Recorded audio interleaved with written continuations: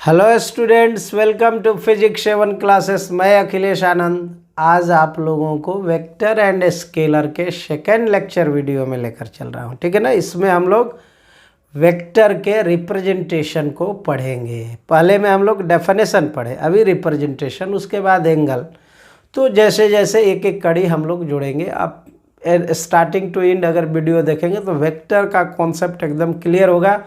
और आपको भी पता है कि फिजिक्स के जितने भी टॉपिक्स हैं, चैप्टर हैं, वो सब चैप्टर में वेक्टर अल्टीमेटली बहुत अच्छे तरीक़ा से यूज़ होता है। इसलिए to be strong in vector, इसके लिए आपको पूरा स्टार्टिंग टू एंड पूरा लेक्चर वीडियो आप देख लीजिए तो रिप्रेजेंटेशन आपको क्लियर हो जाएगा। ठीक है ना। तो यहाँ हम बता चुके हैं रिप्रेजेंटेशन ऑफ वेक्टर, और आपको फिर हम जोड़ना चाहेंगे। वेक्टर आप पढ़े तो वेक्टर का डेफिनेशन में आपको क्या बताया गया? बेसिक दो कैरेक्टर इसमें थे। पहला कि इसके पास मैग्नीट्यूड होता है, था ना बुआ, कि मैग्नीट्यूड होता है।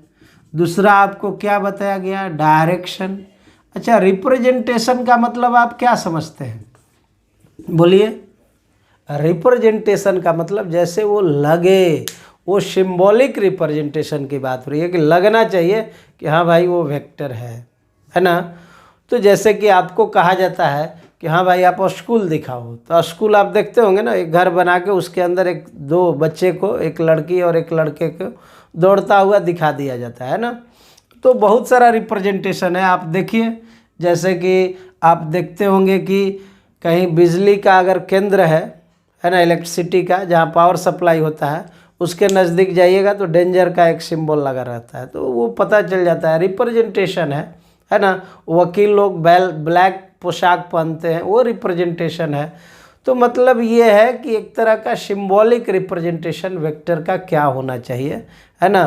तो वो सिंबॉलिक रिप्रेजेंटेशन कैरेक्टर से मैचिंग चाहिए। जैसे कि वकील भाई साहब लोग हैं जो, वो सच भी बोलते हैं, झूठ भी बोलते हैं। एक क्रिमिनल का केस लड़ रहे हैं, एक बचाव पक्ष होता है ना। तो वो दोनों जो मुकदमा लड़ते हैं, जज भी जानता है इसमें एक सच बोल रहे हैं, एक झूठ बोल रहे हैं। लेकिन वकील लोग हैं तो उनका पेशा यही है, सच भी बोलेंगे, झूठ भी बोलेंगे। इसलिए उन लोगों का प्रोफेशन उस तरह का होता है कि आप उस चीज़ को पहचानिए। ठीक है ना। तो जो कैरेक्टर है उसी के अकॉर्डिंग रिप्रेजेंटेशन भी रखा जाता है ना। बात समझे। तो जैसे कि आप देख लीजिए, यहाँ पर मैग्नीट्यूड है और डायरेक्शन है, तो आपको नज़र आना चाहिए मैग्नीट्यूड भी और डायरेक्शन भी। तो रिप्रेजेंटेशन हम लोग ऐसा चुनते हैं।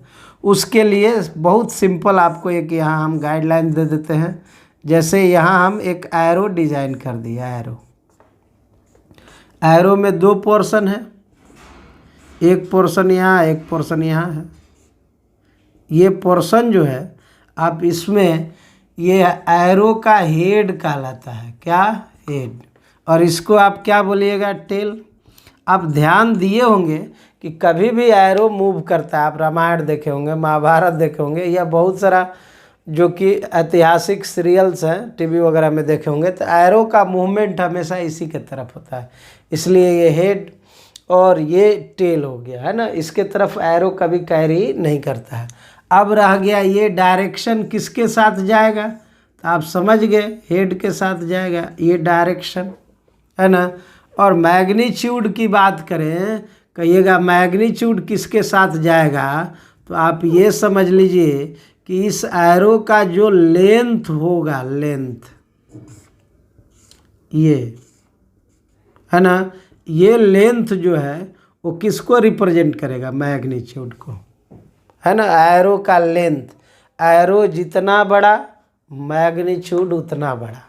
अगर ये 2 मीटर का एरो है ना, और अगर ये 10 न्यूटन के फोर्स को रिप्रेजेंट कर रहा है, तो जब इस एरो को 4 मीटर कर देंगे तो वो किसको रिप्रेजेंट करेगा? 20 न्यूटन फोर्स को। तो यहाँ आप डेफिनेशन क्या बनाए, तो आप कहिएगा, यहाँ कह सकते हैं कि किसी भी वेक्टर को हम लोग किससे रिप्रेजेंट करते हैं? एरो से। ए vector,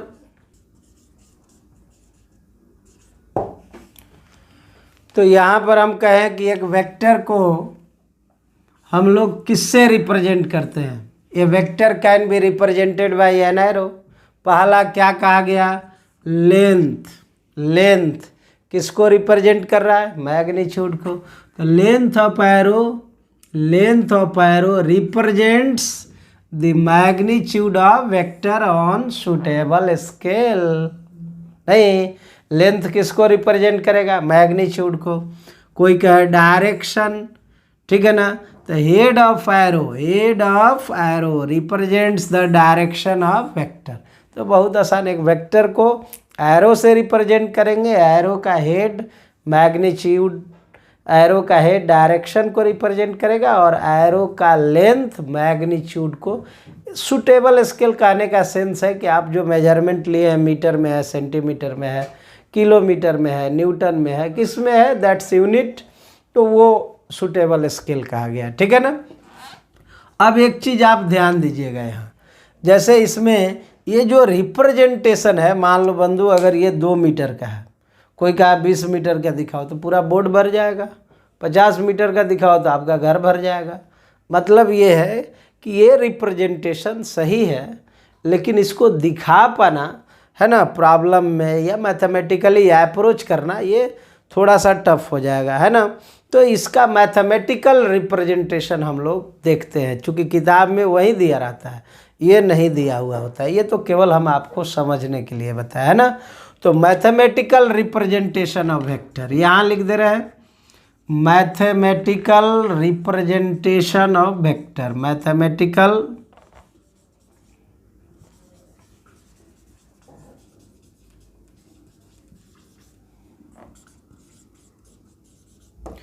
mathematical representation of vector. अब आप सोच रहे होंगे ये है क्या, तो हम ये बता दें कि बेसिकली मैथ्स में इसको कैसे डिनोट करेंगे, तो बहुत आसान होगा। जैसे आप फोर्स ले लो, फोर्स को क्या मान चुके थे, वेक्टर या स्केलर। तो यहाँ हम फोर्स ले लिए, फोर्स का सिंबल क्या होता है, एफ। अब कोई कहे कि एफ के ऊपर, इसमें ऐसा लगना चाहिए कि फोर्स वेक्टर है, तो इसके ऊपर आप एरो दे दीजिए, ऐसे फोर्स क्या हो जाएगा, वेक्टर हो जाएगा। अब कोई कहे यही एक रिप्रेजेंटेशन है, हम कहेंगे नहीं बंधु, आप इसके ऊपर हाफ एरो भी दे देते हैं, हाफ एरो, है ना, तब भी ये वेक्टर होगा, कहीं कोई दिक्कत नहीं है। हाफ एरो से भी वेक्टर का ही संबोधन होगा, ठीक है ना। इसको अगर बोल्ड कर देते हैं, ऐसे bold letter, bold face letter, अगर इसको बोल्ड कर दें तब भी ये क्या होगा, वेक्टर ही होगा, ठीक है ना। कहिएगा ये ऐसा बोल्ड कर देने से क्या हुआ, ठीक है। इसको हम लोग जनरली यूज्ड करते थे, यूज्ड इन प्रिंट या बुक्स में। कारण है, देखिए पहले जो था कंप्यूटर का युग नहीं था, इंटरनेट का नहीं था, तो बुक्स वगैरह में इस चीज़ को हम लोग टाइपराइटिंग मशीन से बोल्ड कर देते थे, ठीक है ना, ताकि विद्यार्थी को ये, पहले ये सिंबल नहीं, पुराने बुक्स देखिएगा उसमें केवल यही मिलेंगे, बोल्ड फेस लेटर, ठीक है ना। और एक और रिप्रेजेंटेशन है जो आप देखते होंगे, इसको कहते हैं यूनिट वेक्टर। क्या बोलते हैं, यूनिट वेक्टर। तो ये वेक्टर का 4 रिप्रेजेंटेशन है, बुक्स वगैरह में यही चारों रिप्रेजेंटेशन कहीं ना कहीं दिया रहता है, तो इससे आप अनुमान लगा सकते हैं कि वो वेक्टर है कि नहीं। तो रिप्रेजेंटेशन ऑफ वेक्टर समाप्त हुआ। बड़ी सिंपल है कि किसी भी वेक्टर को एरो से रिप्रेजेंट करेंगे, एरो का हेड डायरेक्शन बताएगा, एरो का लेंथ मैग्नीट्यूड बताएगा, उस बात को लिखा गया है। और ये वेक्टर को 4 रिप्रेजेंटेशन है, इसी को हम लोग अब ये सोचना है, ठीक है ना, कि वेक्टर जो हम लोग रिप्रेजेंट करते हैं, इसका मैथमेटिकल अप्रोच जो है ये पूरी तरह से समाप्त है, इसमें कहीं कोई दिक्कत आपको नहीं हुआ होगा। अब इसको मैथमेटिकली अगर स्टेटमेंट में देखा जाए तो वेक्टर को हम दिखाएंगे कैसे, है ना, और कहीं कहीं दिया हुआ है तो कैसे देखेंगे, ठीक है। तो थोड़ा सा हम यहाँ आपको उससे जोड़ने का प्रयास करते हैं, ठीक है। तो देखिए ऐसा रिप्रेजेंटेशन जनरली प्रॉब्लम जब बनाएंगे तो किताब में देखिएगा इसी तरह का, ये 4 से 5वां कोई तरीका आपको नहीं आएगा। बुक्स वगैरह में कोई भी प्रॉब्लम आए तो इसी तरह के स्टेटमेंट का यूज़ आप करेंगे, प्रॉब्लम बहुत इजीली आप बना सकते हैं। तो सबसे पहला चीज़ होता है रिप्रेजेंटेशन को देखना, है ना। तो यहाँ लिखा हुआ है, कुछ एग्जाम्पल हम डिस्कस किए हैं। जैसे अभी लिखे कि D का वैल्यू 2 मीटर है और यहाँ लिखा हुआ है in direction of 60 degree north of east, 2 metre in direction of 60 degree north of east. तो पहले हम ये बता दें कि नॉर्थ ऑफ ईस्ट का मतलब हुआ ईस्ट से नॉर्थ की ओर, ईस्ट से किधर, नॉर्थ की ओर। ये चीज़ आप समझिएगा, ईस्ट से नॉर्थ की ओर। अगर नॉर्थ ऑफ ईस्ट लिखा हुआ है, साउथ ऑफ वेस्ट लिखा हुआ है, इसका मतलब वेस्ट से, मतलब रिवर्स से चल जाइएगा, ठीक है ना। ये चीज़ यहाँ लिखा हुआ है 4 मीटर, देखिए मैग्नीट्यूड पहले 2 था, अभी इसको बढ़ा के 4 कर दिए। यहाँ ड्यू वेस्ट, ड्यू का मतलब तो समझते होंगे की ओर, तो इसका मतलब हुआ वेस्ट की ओर। और यहाँ 2 मीटर, फिर मैग्नीट्यूड 2 मीटर ही, यहाँ 3 मीटर कर देते हैं, थोड़ा अलग हो गया। फ्रॉम साउथ, ये साउथ से, तो साउथ से चलेगा, आप साउथ से चलिएगा तो किधर चलिएगा, नॉर्थ चलिएगा। ईस्ट से तो किधर, वेस्ट। यहाँ ये अगला है 5 मीटर इन वेस्ट साउथ डायरेक्शन, यानी वेस्ट और साउथ के ठीक बीचों बीच। तो सबसे पहले ये समझना होगा कि यहाँ पर जब प्रॉब्लम बनेगा तो या तो एक्स एक्सिस वाई एक्सिस को बेस लेकर उसके डायरेक्शन दिए रहेंगे, या फिर ईस्ट वेस्ट नॉर्थ साउथ के बेस पर डायरेक्शन दिए रहेंगे। चाहे ईस्ट वेस्ट नॉर्थ साउथ हो, या फिर आपको एक्स और वाई एक्सिस हो, दोनों का मीनिंग एक ही है। एक्स और वाई दोनों एक्सिस के बारे में आप इधर आप कह सकते हैं, जानते होंगे आप, बहुत इत्मीनान से जानते होंगे कि ऊपर जो होता है वो सबसे, मैप देखे होंगे, ऊपर में आप क्या कहते हैं, नॉर्थ, और नीचे में क्या कहते हैं, साउथ। इधर आप ईस्ट कहते हैं और इधर क्या, वेस्ट कहते हैं। देखिए यहाँ क्या है, 2 metre in direction of 60 degree north of east. North of east का मतलब बता दिए, ईस्ट से नॉर्थ की ओर क्या मीटर, 2 मीटर। ईस्ट से चलिए नॉर्थ की ओर, कितना डिग्री है, 60 डिग्री, तो 2 मीटर चलना है 60 डिग्री पर। ये हमारा हो गया D1, और ये कै डिग्री पर है बुआ, 60 डिग्री पर, जो कि ईस्ट से नॉर्थ की ओर है। अब ये D1 का वैल्यू 2 मीटर मान लिए, तो जब 4 मीटर होगा तो इसके 2 गुना करना होगा, 6 मीटर होगा तो 3 गुना करना होगा, 1 मीटर होगा तो आधा करना होगा। यही चीज़ सोचना है, यही मैग्नीट्यूड। अब जैसे D है, D इसको D1 मानते हैं, इसको D2 मानते हैं, इसको D3, इसको D4। अब D2 की बारी है, 4 मीटर ड्यू वेस्ट, वेस्ट की ओर 4 मीटर है, वेस्ट इधर है, तो वेस्ट की ओर 4 मीटर आप ऐसे दिखा सकते हैं। देखिए इसके डबल कर दीजिए आप, ये आपका हो गया क्या, D2 है ना। वेस्ट की ओर, वेस्ट को थोड़ा और बढ़ा देते हैं, कोई दिक्कत। इसके बाद आइए, इसमें लिखा है 3 मीटर फ्रॉम साउथ, साउथ से, साउथ से चलेगा तो किधर जाएगा, नॉर्थ, तो आप उसको इस तरह से दिखाएंगे। साउथ से कै मीटर है, 3 मीटर, थोड़ा बड़ा कर दीजिए, ये हो गया आपका D3। और लास्टली है D4, 5 metre west south direction, तो वेस्ट साउथ तो आप दिख रहा है, वेस्ट साउथ मतलब वेस्ट और साउथ के ठीक बीचों बीच, 6 मीटर का है, तो ये आपका हो गया D4। और वेस्ट साउथ के बीचों बीच इधर से भी 45 डिग्री बनेगा, और इधर से भी कितना, 45 डिग्री बनेगा। तो ये रिप्रेजेंटेशन का खेल हुआ। आई होप दैट समझ में आया होगा। देखिए ईस्ट नॉर्थ साउथ वेस्ट को आप हटा के आप इसको एक्स वाई जेड भी, एक्स और वाई भी मानेंगे तो कोई दिक्कत नहीं होगा, कॉन्सेप्ट उसी तरह से चलेगा। यहाँ एक्स एक्सिस का दिया, यहाँ वाई, तो इधर एक्स डैश हो जाएगा, इधर वाई डैश। तो ईस्ट नॉर्थ साउथ में दिया रहे या एक्स वाई में दिया रहे, आपको डायरेक्शन में कोई दिक्कत नहीं होगा। हाँ, ये रिप्रेजेंटेशन था वेक्टर का, किसमें, 2 डायमेंशन में। अगर इसको 3D में रिप्रेजेंट करना हो, representation of vector in 3rd dimension, तो उसका कॉन्सेप्ट थोड़ा हम लोग बदल देते हैं, है ना। तो रिप्रेजेंटेशन ऑफ, तो अभी हम लोग देखने जा रहे हैं representation of vector in 3rd dimension, है ना। अब 3rd डायमेंशन का मतलब तो आप समझ गए होंगे। ये देखिए, आप इसको वाई एक्सिस बोलते हैं, इधर एक्स एक्सिस, आप चाहें तो इधर ईस्ट कह सकते हैं और इधर नॉर्थ कह सकते हैं, लेकिन ज़रूरत नहीं है।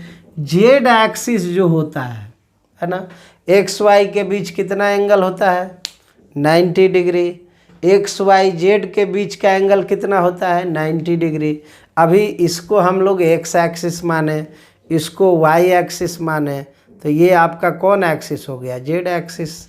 ये एक्स वाई जेड है, तीनों एक दूसरे पर परपेंडिकुलर है। लेकिन प्रॉब्लम ये है कि इसको हम लोग अगर एक्स और वाई ऐसे मान लेते हैं तो जेड को हम लोग ऐसे नहीं दिखा सकते, है ना, फिर तो दिक्कत हो जाएगा। ऐसे तो जेड के लिए हमको अलग से फेविकोल लेकर चलना होगा चिपकाने के लिए, तो नहीं दिखा सकते हैं। तो ये एक हम यहाँ प्रोजेक्शन ले लेते हैं, हम मान लेते हैं कि यही हमारा जेड एक्सिस है ना। ये चीज़ आपको समझना है। यानी कि अगर थर्ड डायमेंशन में कोई आपका वेक्टर है दैट इज जेड एक्सिस में है, तो वो मान के चलिएगा कि जो पेपर है या आपकी कॉपी है उसके ठीक वर्टिकली अपवर्ड जा रहा है या वर्टिकली डाउनवर्ड आ रहा है, यानी इनटू द प्लेन और अवे फ्रॉम द प्लेन, है ना। तो इनटू द प्लेन, अभी ये बोर्ड है, तो जब भी अगर वेक्टर, अगर मान लीजिए ये एक वेक्टर हम ए कह दिए, ये वेक्टर ए, अभी ये देखने से लग रहा है कि जेड एक्सिस के अलोंग जा रहा है ना। एक वेक्टर ऐसे कह दिए, ठीक है ना, ये देखने से लग रहा है कि निगेटिव जेड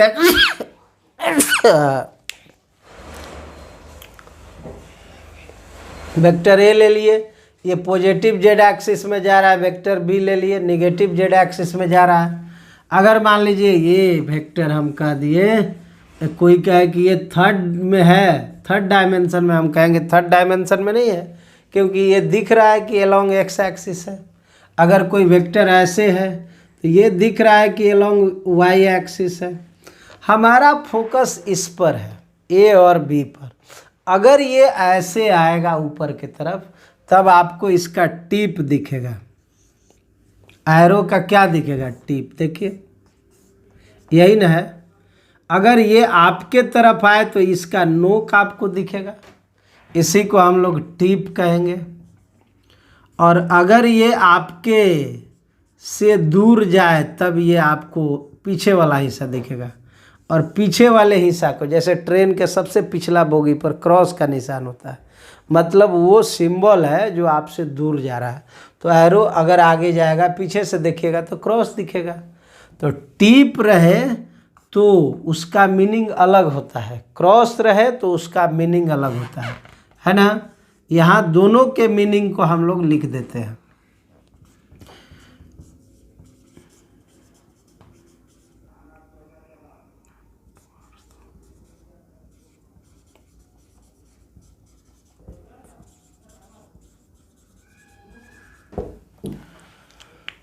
तो यहाँ पर आप समझ लीजिए कि यहाँ लिखे हैं कि टिप जो होगा, ये tip of arrow represents a vector coming out of plane away from observer.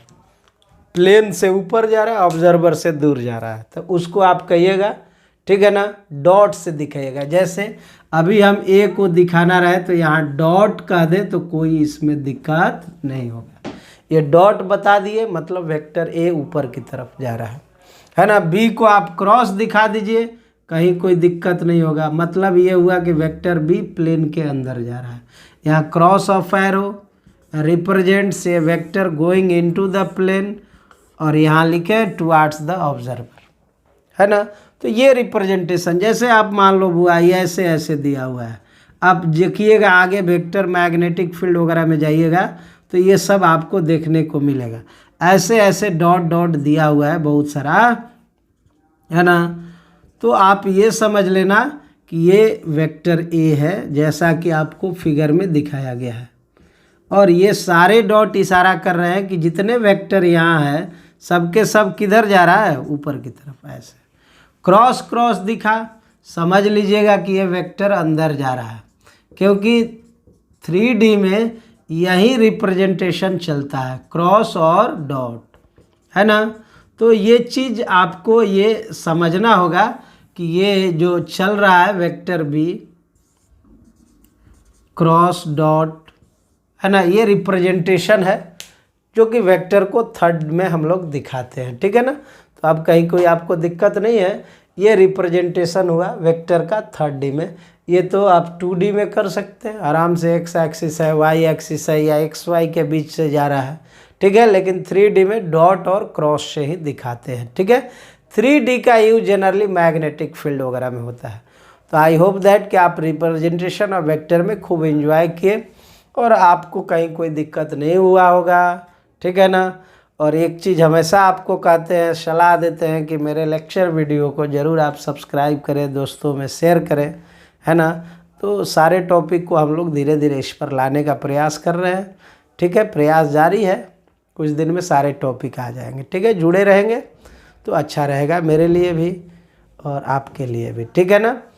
तो मिलते हैं हम लोग नेक्स्ट लेक्चर वीडियो में, उसमें हम लोग पढ़ेंगे एंगल बिटवीन टू वेक्टर, ठीक है ना। तो ये रिप्रेजेंटेशन की कहानी एंड हुआ, अब एंगल बिटवीन टू वेक्टर के साथ नेक्स्ट लेक्चर वीडियो में हम लोग आएंगे, ठीक है। तब तक के लिए goodbye and thank you.